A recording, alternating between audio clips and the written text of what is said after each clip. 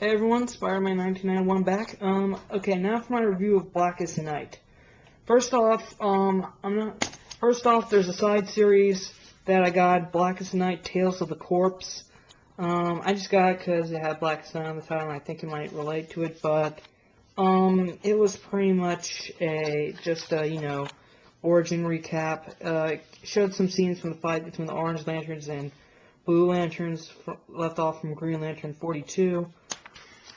It tells the origin of the Blue Lantern from Sector 1, St. Walker, about how, he kept his faith the whole time when his village was under attack. He went to a mountain to speak to God, or speak to his God and stuff on the mountain, find the Messiah, and eventually his family starts to die, and then he gets there and he realizes that he's the one who's supposed to spread the word when he sees his reflection.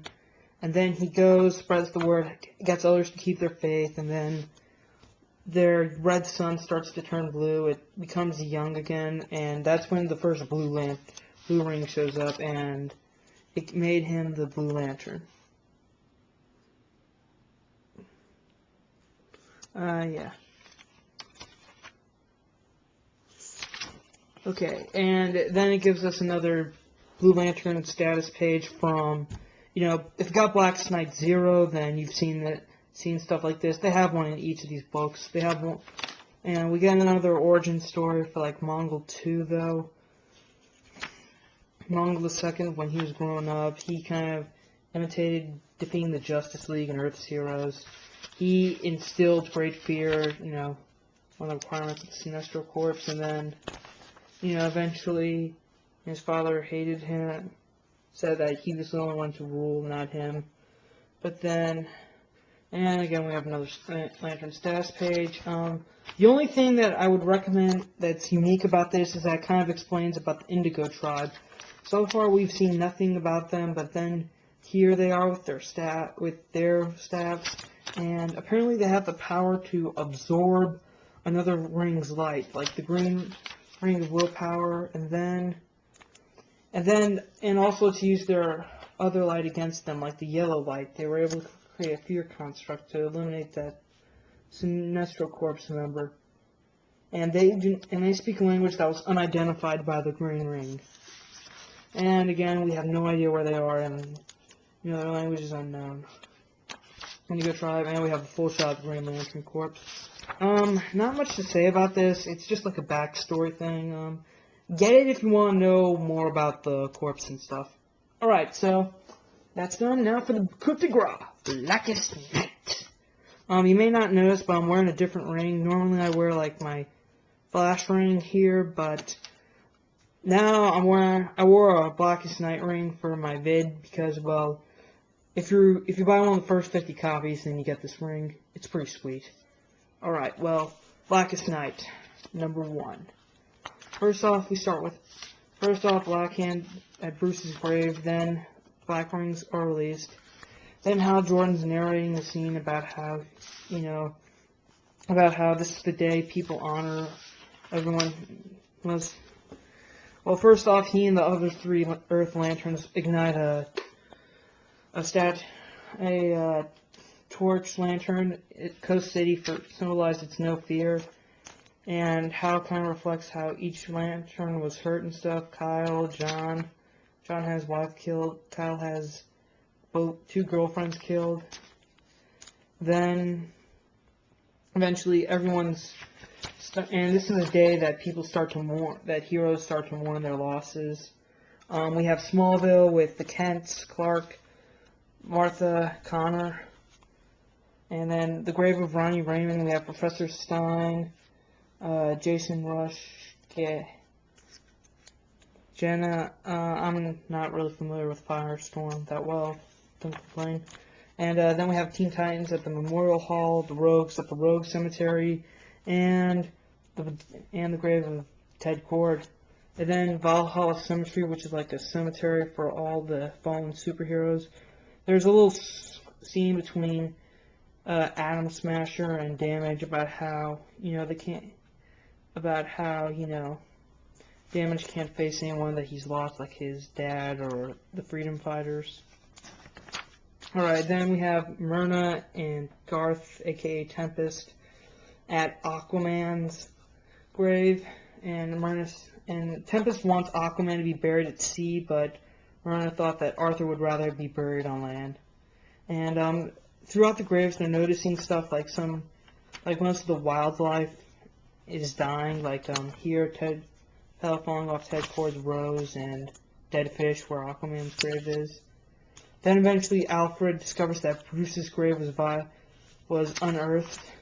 Then Hal shows Barry the morgue under the hall where they keep all the dead villains.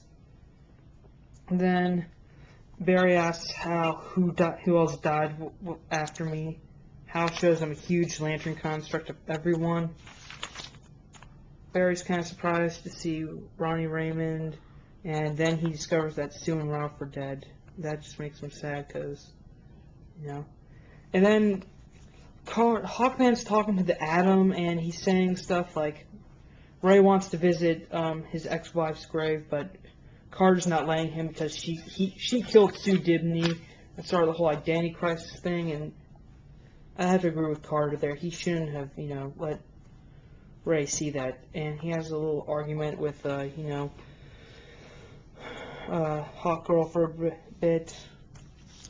Then we have Barry and Hal talking a little more. Barry mentions Carol, and she's fighting the Sinestro Corps with the rest of the Star Sapphires. And they get a call from Alfred that Bruce's grave was harassed. And then the Guardians are watching the War of Light that's going on right now. See here, action shots, each corpse fighting another. And then the Guardians and then they say that they must initiate Code Black, and that Ganthet was right about the coming of Blackest Night. And then the Guardian Scar, the one that's been reading the Book of Oa, it's been a black bar, just goes ape shit and bites off one of the Guardians and rips out their heart. Then the Black Rings start going to their victims. They invade the Hall of Fallen Lanterns, and throughout the rest of these shots, there's rings going saying who their new members are. John Jones of Mars, Ronnie Raymond of Earth, some rogues, freedom fighters, and Arthur Curry. And then, here we go. Everyone, all the Black Lanterns, or some of them. No, wait, those are just the Black Green Lanterns. I love guys' comment, "What the?" Censored. And then, while Barry and Hal are checking on Bruce's grave, zombie Martian Manhunter shows up. Then Hawkman and Hawkgirl are having an argument about, what's going on, about how they love, about reincarnation and stuff. Then you see back here, see a black hand grab for an axe, and then Hawkgirl's about to tell Hawkman that she does love him, but then she gets stabbed and attacked, and then Hawkman gets hit by his own mace, and then it's revealed it's the zombie, elongated man, and Sue Dibney. And then they start fighting them, but they're winning. And then Kendra dies, and then I think Hawkgirl dies in this. And then Hawkman's fighting, and then Ralph just pretty much, the rest is kind of obvious. I don't like going into detail about this, but Hawkman and Hawkgirl die, and when the Black Lanterns killed them, their rings went up by like 0.01 power percent.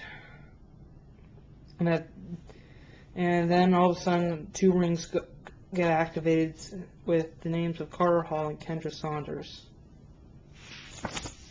Yeah, Hawkman and Hawkgirl.